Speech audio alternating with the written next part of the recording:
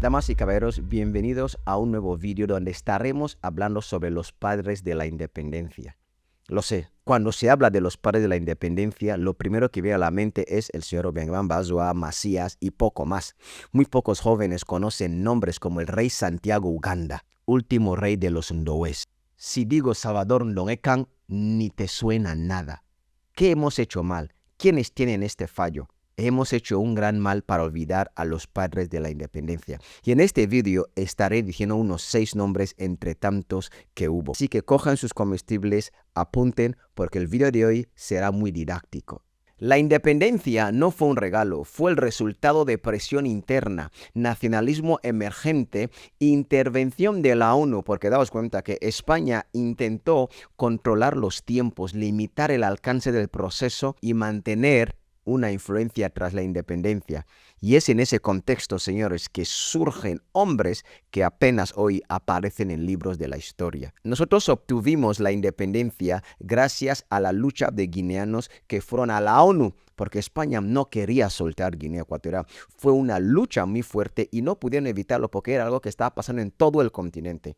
No todos lucharon igual, obviamente, pero todos aportaron algo decisivo. Empecemos con Acacio Mañele. Es el precursor, uno de los primeros nacionalistas guineanos.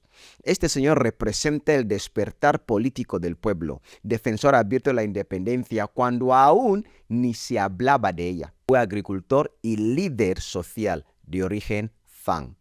Este señor fue detenido y desaparecido bajo la administración colonial española. Aquí lo importante que debemos entender con el señor Acacio Muñemele es que antes de los partidos políticos, antes de la ONU, antes de las constituciones, ya hubo conciencia. Y el señor Acacio Muñe representaba esa conciencia. Damas y caballeros, como tenemos muy poca información de estas personas, estaré leyendo algunos párrafos que he investigado por ahí para explicaros mucho mejor qué hicieron estos señores. Voy a leer aquí alguna nota sobre el que dice: un expediente secreto del 28 de noviembre del 59 destinado a la Dirección General de Seguridad. ¿Por qué? Porque cuando empiezas a alzar la voz, incomodas al poder. Y el poder en esa época era España, obviamente, ¿no? Y los servicios secretos que se dedicaban a saber quiénes son los que están alzando la voz, quiénes son los que están luchando, quiénes son los que están metiendo estas ideas de independencia. ¿Por qué? Guinea Ecuatorial enriquecía a España. España creía que Guinea Ecuatorial era de su propiedad. Ya habéis escuchado cómo muchos abuelos nuestros decían que un blanco y un negro no podían pasar por la misma acera. El negro tenía que cruzar de acera. Éramos esclavos. Éramos ciudadanos de segunda o tercera categoría en nuestra propia nación. Y de hecho había 3 categorías: nativos, semi-emancipados y los emancipados.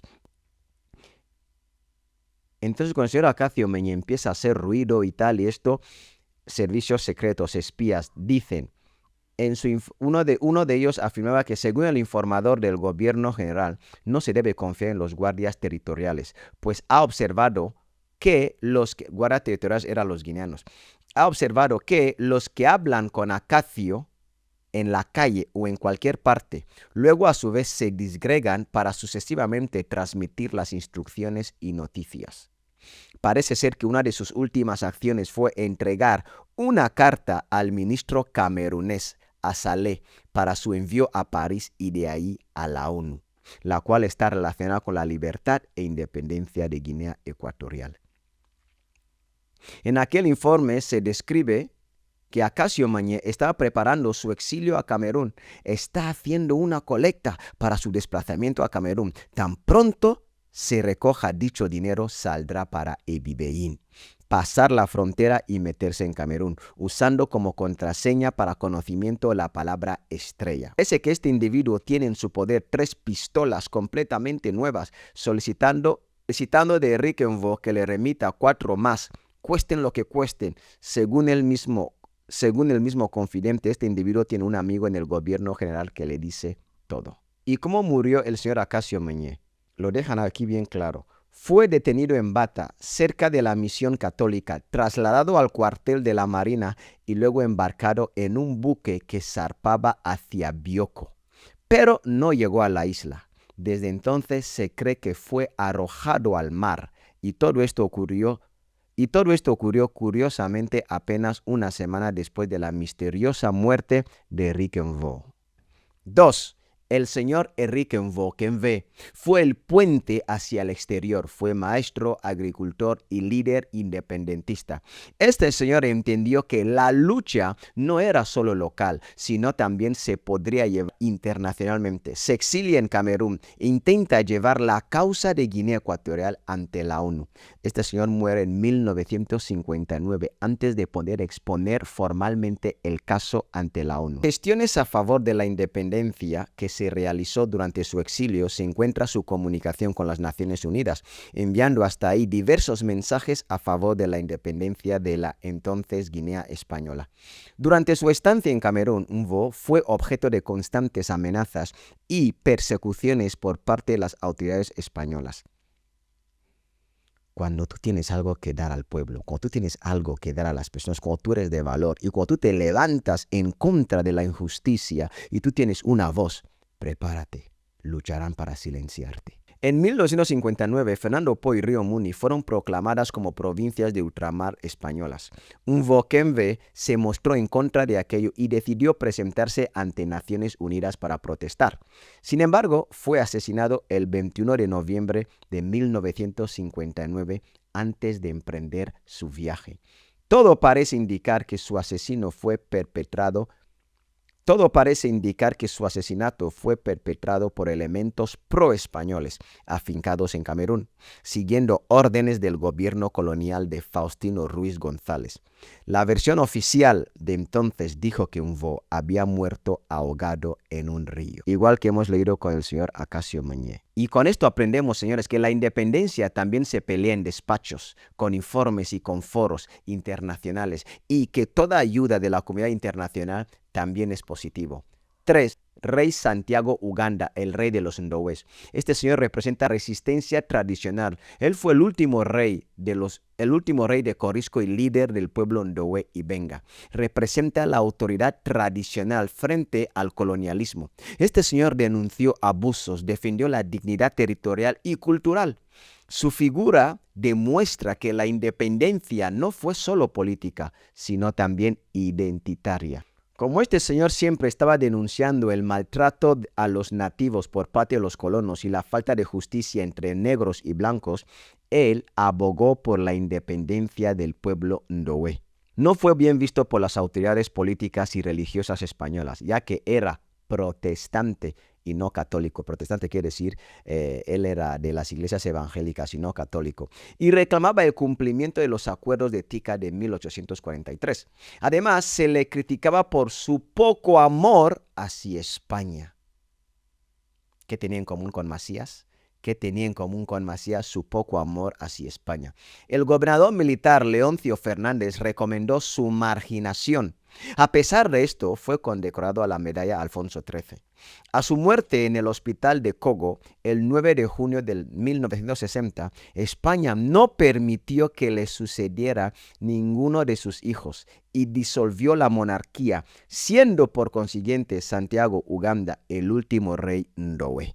Su hijo José Perea Epota fue un líder independentista de la idea popular de Guinea Ecuatorial. Y con el rey Santiago Uganda aprendemos que un pueblo sin respeto a sus líderes tradicionales pierde su raíz. 4. Atanasio Ndoumillón. He hablado de este muchas veces en Juego de Tronos. Este señor fue el intelectual de la transición.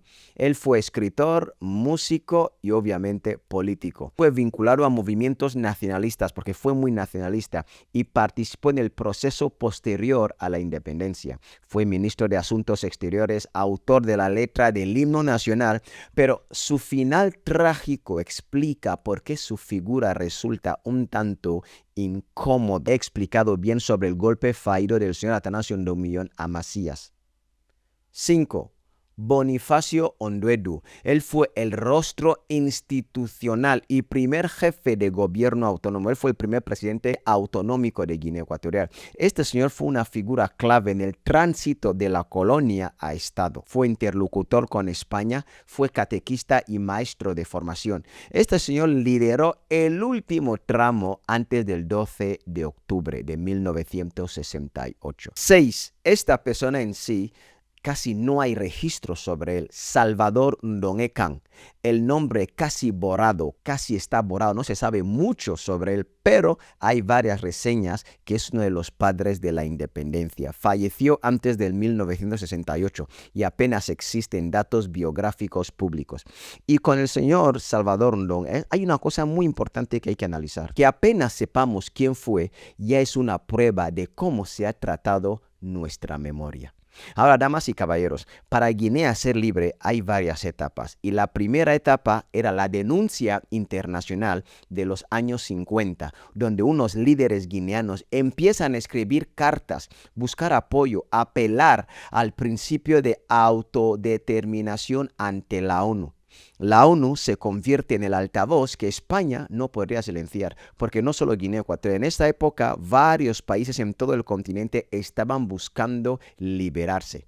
La segunda etapa del 66 al 68 es donde hay conferencias constitucionales, delegaciones guineanas, presión internacional para fijar una fecha clara ya. Porque aquí España intenta jugar sí, no y tal. Y España también intenta controlar el marco, pero la independencia se volvió inevitable. Ahora, señores, la ONU no regaló la independencia, pero sí la hizo inevitable. Hubo personas que sí lucharon, personas que no pararon de tocar las puertas, fueron insistentes. Y ahí es donde tenemos esta famosa foto de aquí. Y para obtener esa independencia ante la ONU, varios líderes políticos guineanos, entre ellos Atanasio Ndongmillón de Monalige, Saturnino Ibongo, que fue el primer embajador ante la ONU, Pastor Tora Sicara y Adolfo Bianbico viajaron a la ONU entre 1963 y 1968 para reclamar esta independencia de España y así acelerar el proceso de descolonización. Pero señores, muchos padres de la independencia no gobernaron, algunos fueron perseguidos, otros murieron y muchos fueron borrados del relato oficial. Aquí viene lo más triste, señores. Ninguno de estos hombres tiene estatuas, ninguno tiene días conmemorativos. En cambio, el calendario político gira en torno al 3 de agosto, exaltando a un héroe que no tuvo nada que ver con la independencia, sí tuvo que ver con otra cosa, pero la independencia no. Hoy hay más estatuas de su excelencia Obiang-Quema Mbazua que de los propios padres de la independencia. Y yo me pregunto, señores, ¿es justo esto o no? ¿Es normal que un país honre más al poder que la lucha? Juzguen ustedes mismos, porque un país que borra a sus padres termina siendo un país huérfano de memoria. Si este video te ha aportado algo, deja tu me gusta, suscríbete para más historia y análisis político de Guinea Ecuatorial. Recordar también es una forma de resistencia. ¿Qué os ha parecido este video? ¿Conocías alguno de estos padres de la independencia? He pensado hacer un video un poco más rápido, ¿no? Si os gusta, más adelante voy a desarrollar más, voy a investigar bien. Y el próximo video que voy a hacer, porque si os acordáis, hace 1 año y medio os traía historias históricas sobre Guinea Ecuatorial, de la independencia, de los primeros líderes, de los primeros partidos políticos y tal. El próximo video será Mesemengama Bioañandong, héroe o villano. Vamos a analizar la figura de Macías. Vamos a ver qué aportar, porque hasta el día de hoy tiene muchos partidarios que le echan de menos. Como siempre pido, deja su me gusta, comenta, porque si yo veo que os gustan estos vídeos me voy a animar para seguir haciéndolos. Siempre pido mínimo 1000 me gustas para que YouTube muestre este video a más personas. Nos vemos en el siguiente video.